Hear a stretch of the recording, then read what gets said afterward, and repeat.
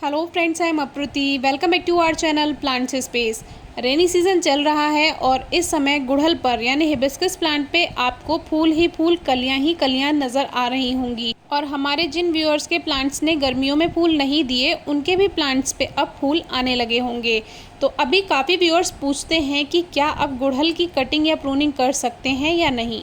तो ऐसा आपको बिल्कुल भी नहीं करना है, क्योंकि गुड़हल के जितने भी वैरायटी हैं इन सभी में इस समय फ्लावरिंग टाइम चल रहा है, फ्लावरिंग सीज़न चल रहा है। सभी में कलियां हैं, सभी में फूल हैं। आप देख सकते हैं कितनी सारी कलियां बनी हुई हैं। लेकिन फिर भी इनमें एक वैरायटी ऐसी है जिसकी कटिंग प्रूनिंग आपको अभी करनी होगी, क्योंकि अभी उसका फ्लावरिंग सीज़न नहीं है। और जो ज़मीन में लगे वाले उस वैरायटी के प्लांट्स हैं उसमें एक दो फूल फिर भी आ रहे होंगे, लेकिन पॉट्स में अगर आपने वो प्लांट्स लगाए हुए हैं तो उस पर अभी फूल नहीं आ रहे होंगे। तो इस समय आप उन प्लांट्स की कटिंग कर सकते हैं। वो कौन सा प्लांट है आपको बताएंगे। उससे पहले देखिए, जितनी भी वैरायटी हैं सभी में कलियां भरी पड़ी हैं, फूल आते जा रहे हैं। और अब तो ये लगभग सितंबर अक्टूबर तक आते ही रहेंगे। जैसे ही सर्दियां शुरू होने को होंगी, फूल छोटा हो जाएगा और धीरे धीरे इसकी फ्लावरिंग बंद हो जाएगी। लेकिन फिर भी लगभग अक्टूबर तक तो ये लगातार फूल हमें देते ही रहेंगे।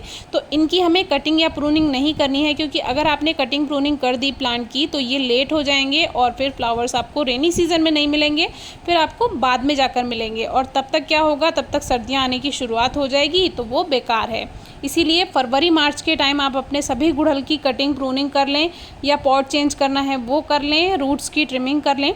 तो अभी जिस गुड़हल को हम कटिंग प्रूनिंग करेंगे, रूट्स की ट्रिमिंग करेंगे, पॉट में इसमें नया फर्टिलाइज़र ऐड करेंगे, वो है ये चिली हिबिस्कस। इसकी कटिंग प्रूनिंग अभी ही करनी चाहिए रेनी सीज़न में।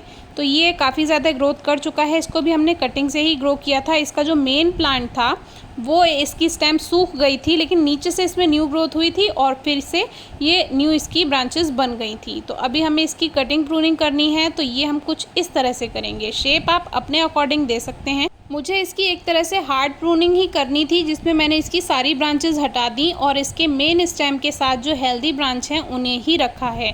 अब इसमें से न्यू शूट्स आएंगी, क्योंकि रेनी सीज़न है, ग्रोइंग सीज़न है, तो न्यू शूट्स इसमें से आ जाएंगी और फिर से ये हरा भरा हो जाएगा। रेनी सीज़न में ये मेरी पहली ही प्लांट की प्रूनिंग है। अब रेनी सीज़न में ज़्यादा प्लांट्स को हम डिस्टर्ब नहीं करते हैं, क्योंकि ज़्यादातर प्लांट्स का ग्रोइंग सीज़न और फ्लावरिंग सीज़न होता है।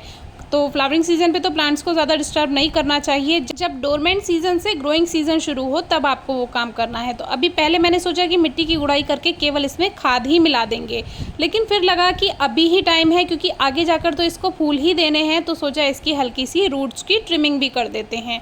अब देखिए, रूट्स काफ़ी अच्छी फैल चुकी हैं और ड्रेनेज होल पर जो पत्थर हम लगाते हैं वो इसके ड्रेनेज सिस्टम को अच्छा बनाता है। तो आप देख सकते हैं कि कितने अच्छे से ये इसमें ग्रोथ कर चुका है।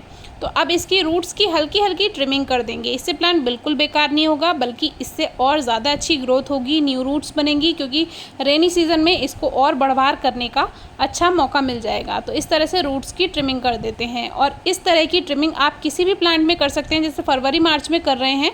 तो जो भी प्लांट कटिंग से ग्रो हो जाते हैं, जब हम उनकी रूट्स की ट्रिमिंग करते हैं तो वो प्लांट्स बेकार नहीं होते। ये पहचान होती है कि जो कटिंग से ग्रो हो जाए उसकी आप अच्छे से रूट्स ट्रिमिंग कर सकते हैं। तो अभी एक मेन रूट बॉल हमने रहने दिया और एक्स्ट्रा इसकी रूट्स को हटा दिया। वापस से इसी पॉट में लगा रहे हैं। अभी हमारे पास कोई बड़ा पॉट खाली नहीं है, इसीलिए इसी में ही इसको लगा देते हैं।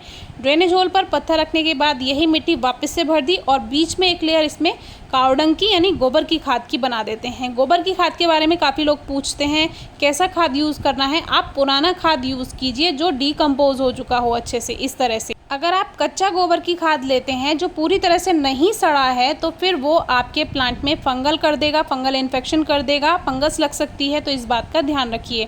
इसके अलावा आप जो उपले होते हैं, जिनको कंडे भी बोलते हैं, कावडंग केक जो होता है, उसको भी आप इसमें पाउडर उसका बनाकर डाल सकते हैं, अगर आपके पास कोई खाद नहीं है।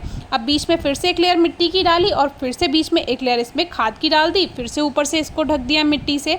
और ट्रीट के लिए हमने इसको, मतलब कि एक ट्रीट समझ लीजिए, ऊपर से हल्का सा और इसमें खाद स्प्रिंकल करके फिर से उसको मिट्टी से ढक देंगे।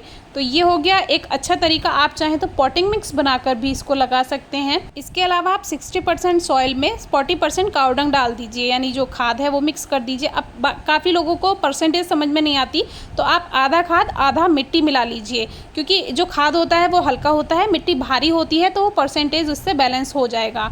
तो आधी मिट्टी आधा खाद का मिक्सचर आप बना सकते हैं इस तरह से। अब हमने इसमें पानी दे दिया। अब हमारा प्लांट बिल्कुल तैयार है। Thank you.